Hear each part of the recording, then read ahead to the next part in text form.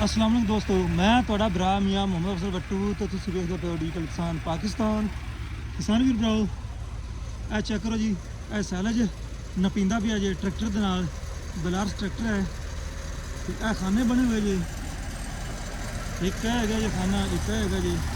ਇਹ ਦੋਵੇਂ ਜਨਾਬ ਖਰੀਜਾ ਸਿੰਘ ਦੇ ਇਸੇ ਤਰੀਕੇ ਨਾਲ ਚੜਾਈ ਹੋਵੇਗੀ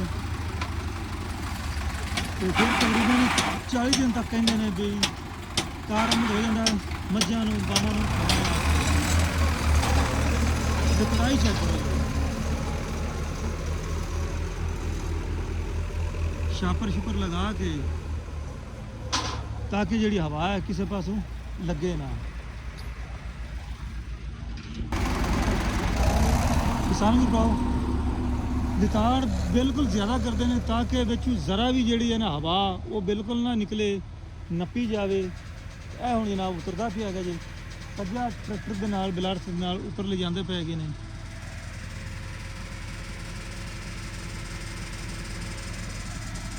ਅਗਰ ਤੁਸੀਂ ਗਾਵਾਂ ਮੱਝਾਂ ਰੱਖੀਆਂ ਹੋਈਆਂ ਨੇ ਤੇ ਫਿਰ ਜਿਹੜਾ ਸੈਲਜ ਹੈ ਇਹ ਲਾਜ਼ਮੀ ਇਸਤੇਮਾਲ ਕਰੋ ਤੇ ਬਣਾਓ ਤਾਂ ਕਿ ਜਿੱਥੇ ਤੁਹਾਡੇ 4 ਬੰਦੇ ਕੰਮ ਕਰਦੇ ਨੇ ਉੱਥੇ ਤੁਹਾਡੇ 2 ਜਾਂ 1 ਬੰਦਾ ਕੰਮ ਕਰੇਗਾ।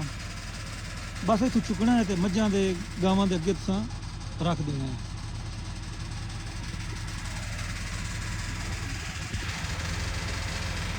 अच्छा उस्ताद जी की हाल है, तबीयत ठीक है?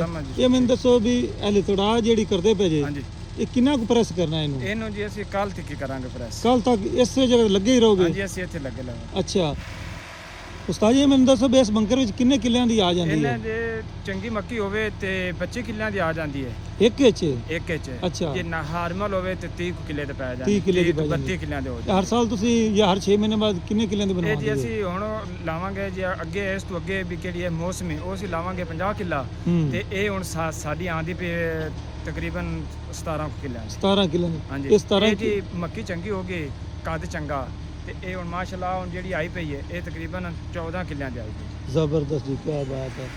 ਇਹ ਚੈੱਕ ਕਰੋ ਜੀ,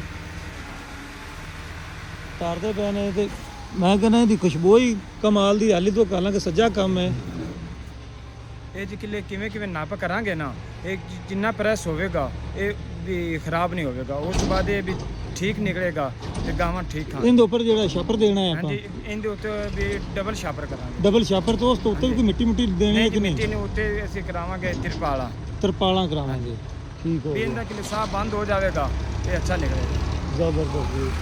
ਇਹ ਜਨਾਬ ਪਲਟਿਆ ਗਿਆ ਜੀ ਤੇ ਹੁਣ ਜਿਹੜਾ ਉਸਤਾਦ ਹੈ ਟਰੈਕਟਰ ਲਿਆਵੇਗਾ। ਲਿਆਓ ਜੀ ਟਰੈਕਟਰ ਨੂੰ ਤੇ ਥੱਲੋਂ ਖਿੱਚ ਕੇ, ਬਲਕਿ ਇੱਕ ਟਰੈਕਟਰ ਜਿਹੜਾ ਪਿੱਛੇ ਆ ਗਿਆ ਉਹ ਇਹਨੂੰ ਧੱਕੇਗਾ ਫਰੰਟ ਪਲੇਟ ਦੇ ਜ਼ਰੀਏ ਤੇ ਬੈਕ ਕਿਰਾਏ ਦੇ ਜ਼ਰੀਏ ਇਹ ਉੱਪਰ ਛਿਕਲ ਜਾ ਸੀਗਾ।